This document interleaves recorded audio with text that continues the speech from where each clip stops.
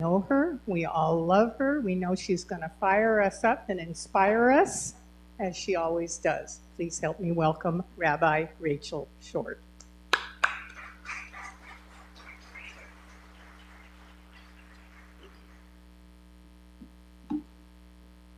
Oh, everybody want to just join me in taking a deep breath for a moment? Because that's what I'm called to do right now. God, please allow me to open my heart so that others may open theirs. Baruch atah Adonai, Eloheinu melech haolam, shehechianu, v'kiyamanu, v'higianu, azman hazeh. Blessed are you, Adonai, our God, the creator of us all, the one who is bigger and sustains us and gives us this life. You bring us to this joyous occasion that is this moment. And for that we say, Amen, Amen. Shloha, everybody. Nice to be here with you all. It's been quite a week. I feel it's kind of interesting. The theme of January is focus. And at the Center for Spiritual Living, you guys just have a great way of predicting these things. 2021, timeless wisdom, evolutionary vision. Ooh. And we start with focus. So I feel like for me today, because I have whatever this space is to share, I want to talk about the truth. I want to focus on the truth, the facts, reality. The reality of what happened in our country that everybody doesn't want to talk about, but we have to talk about, because if we don't talk about it, then it just goes away. And when we as humans recognize that our superpower, we're all superheroes in this room. Everyone on the planet's a superhero. But our power is the power of awareness. And when we bring awareness to things, that's how we change them. So I encourage everyone watching this, listening to this, in here with me right now, choose to actively activate your power of awareness with me just till I'm done, okay? Let's be aware. I'm a rabbi. I'm a young Jewish female rabbi. In a world where people stormed the Capitol wearing shirts that said 7 million wasn't enough, referring to the Holocaust, shirts that said Auschwitz guard, shirts that said we aren't done yet. And as a young girl who grew up in the middle of Kansas, around a lot of hate towards Jewish people, Black people, Native American people, and anyone who was different, I'm the most scared I've ever been.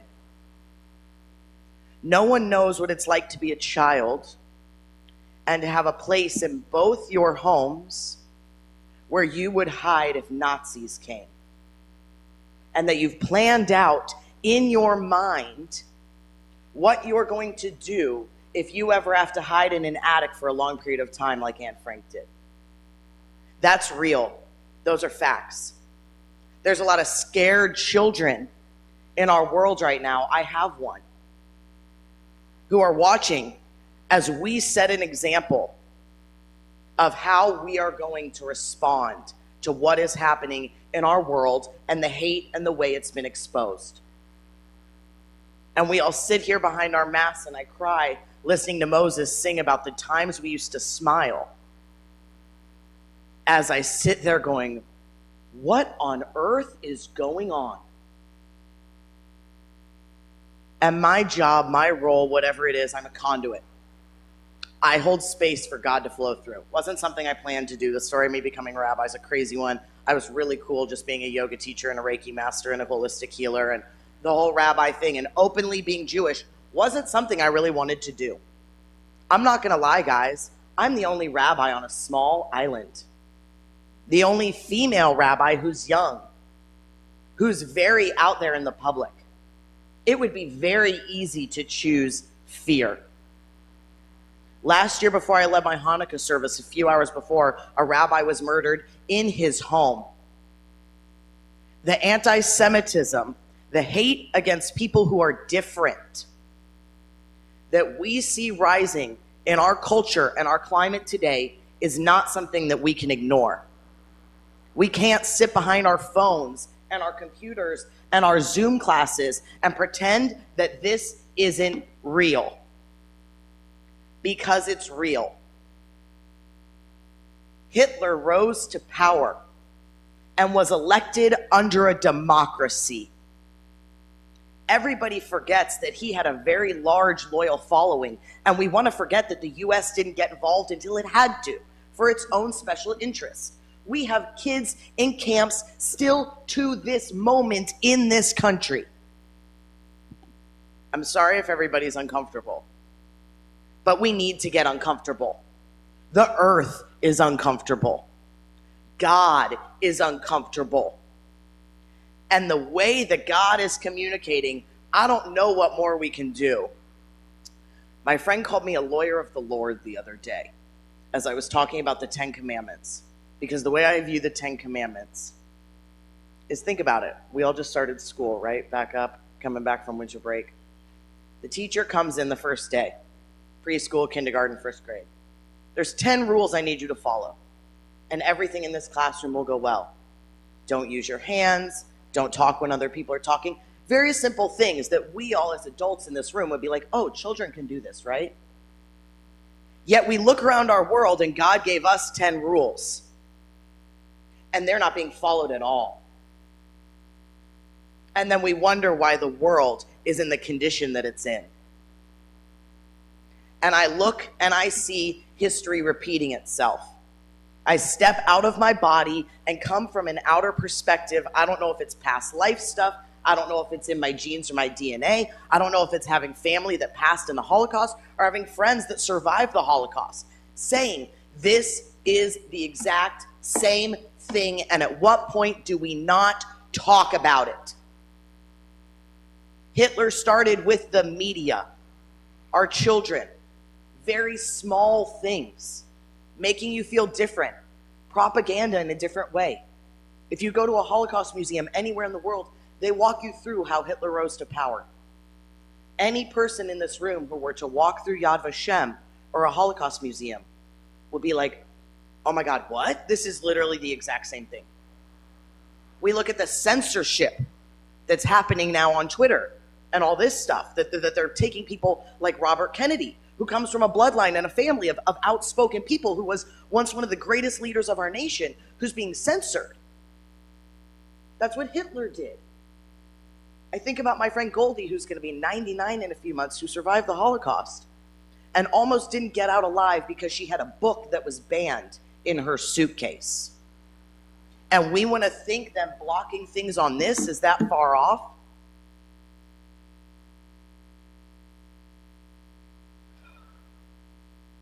I'm a little heated. The fire's real. How about Pele just like waltzing in as Jupiter and Saturn align and 2020 is coming to an end and just being like, oh no, you didn't think you were getting away without me coming back. There's a reason for that. The earth is literally shaking at its core. And we all have these archetypes within us that we came in with. I believe that. Anyone know Carolyn May? She talks about the 4 archetypes we have. We all have the child, right? We all have the victim. And then the one that I want to talk about the most is the prostitute. That word always makes people uncomfortable because we have a mind that thinks of prostitution in a sexual manner automatically. But we're referring to prostitution in the way, how much of your spiritual power are you willing to sell on this earthly plane?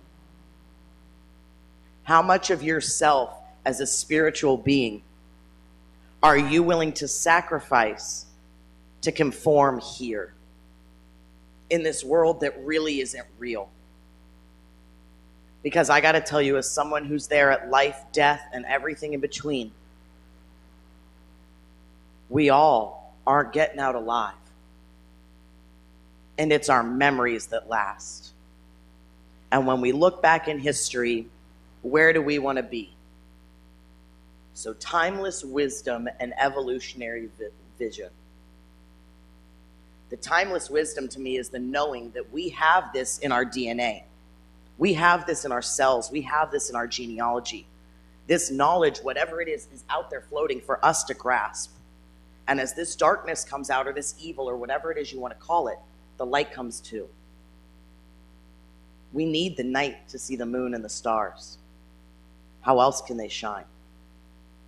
And they go through cycles. We're in one of those cycles. And if we can step back from a bigger perspective, each and every single one of us chose to be here now on this planet for some reason. And we possess all that trauma, all that crap that we read in the Bible, all the civil rights movement, all the Holocaust, all of it. It's a collective trauma because guess what? Life happens, trauma happens, stress happens. But it's how we deal with it. And if we have that trauma in us, then we have that wisdom in us too. We have that deep knowing and that deep understanding and that deep place of love where you step out of your comfort zone and you're not afraid to be hurt anymore. You're okay to be vulnerable. And you recognize that we're in a battle of love versus fear that's been going on since the beginning of time. And it's so much bigger than you or I could ever imagine.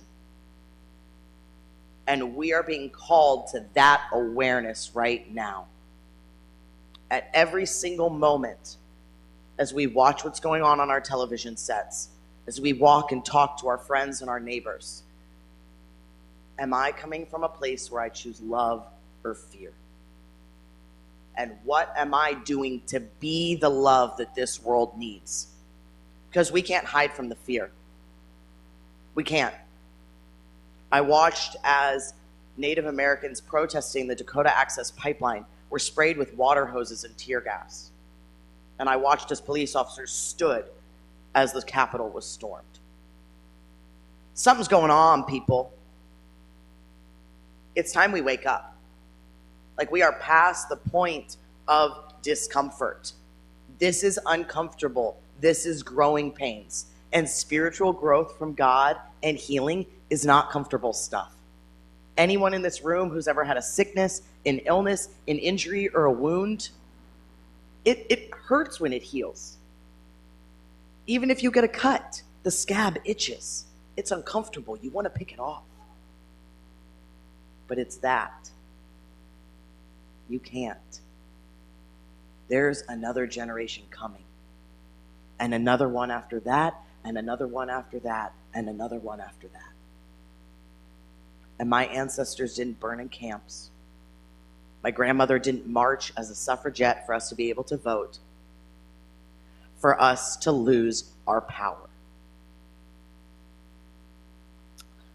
Tomorrow's 1/11. We have a new moon coming up on Wednesday. Our energy center, the root chakra. We talk about the Kabbalah Sefirot. This is where we feel connected to our community.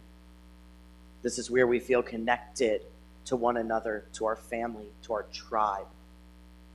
And that main feeling that threatens that security is safety.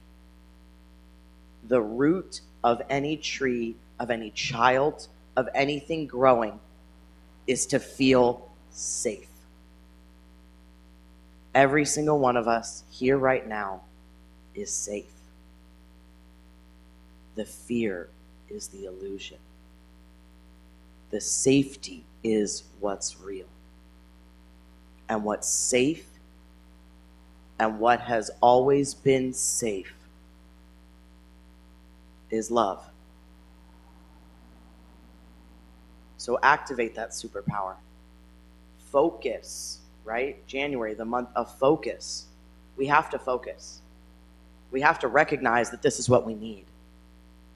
And that every single person in here is way too powerful to underestimate themselves as the divine light and being of love and God that they are. Judaism's monotheism, oneness. one God, one people. And to me, that healing that happens, we come into a broken world that we were put here to repair, tikkun olam. That togetherness comes when we recognize that we are one, and that each of us is the reflection of God, that God is really trying to just get us to do this with.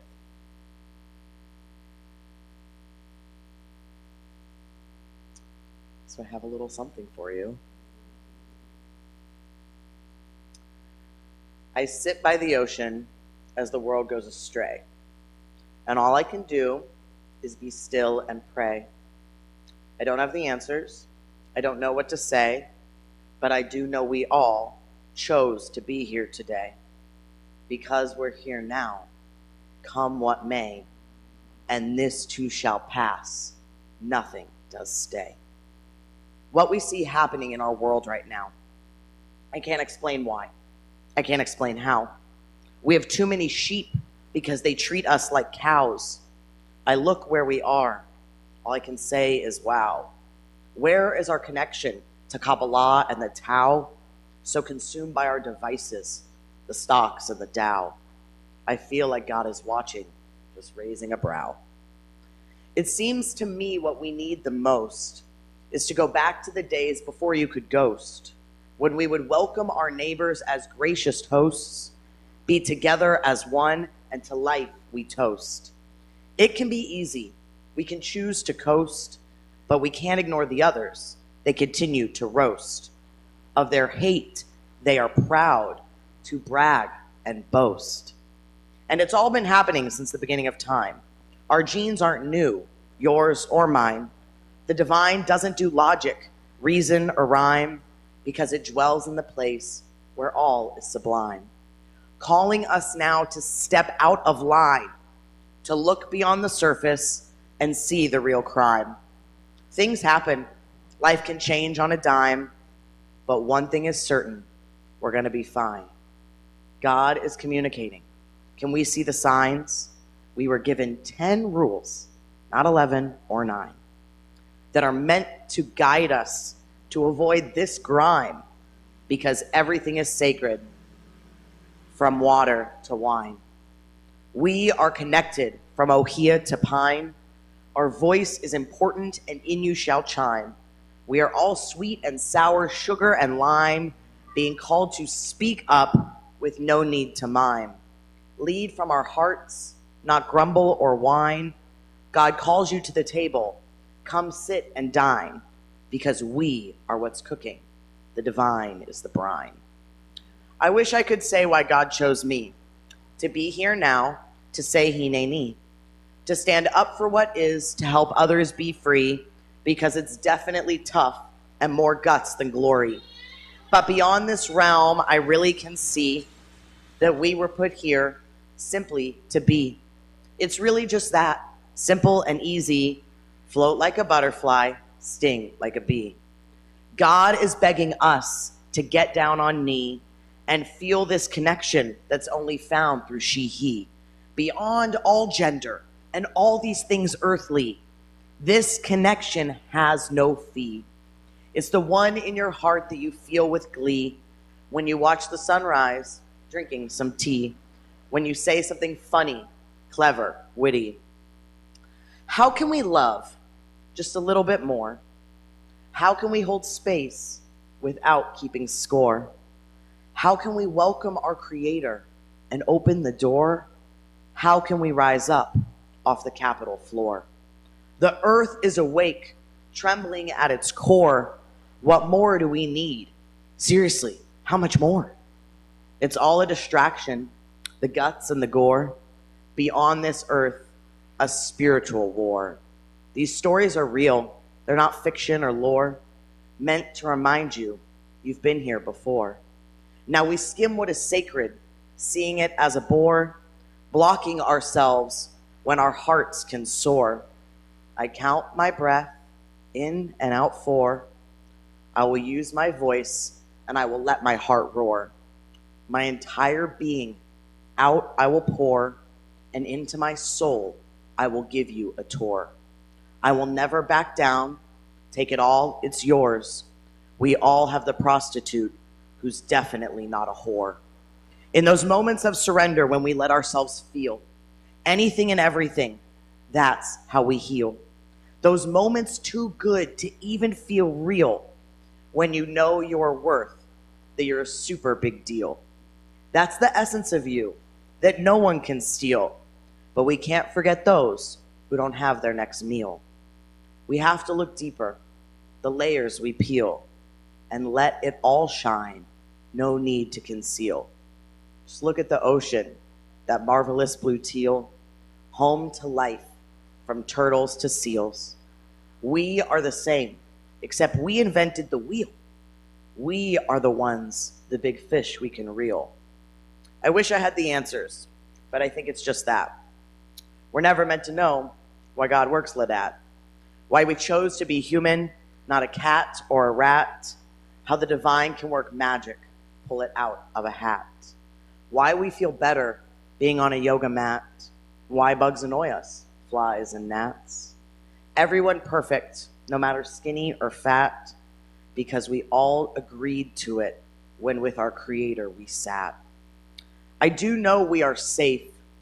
We are always at home because we chose to be here, to wander and roam, to enter together into the unknown with those who enjoy and those who grumble and groan.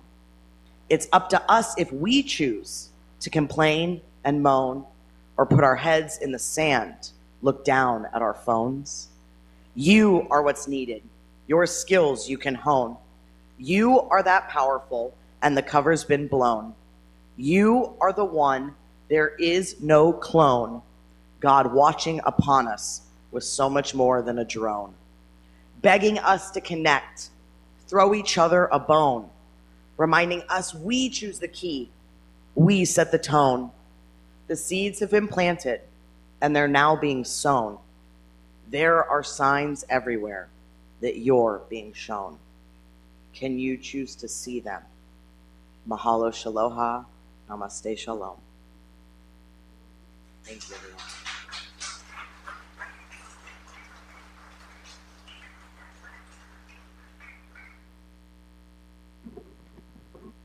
Wow. Double wow, triple wow. That was magnificent. So glad that we have a young rabbi on this island to inspire us. Amazing, amazing. Thank you, Rachel.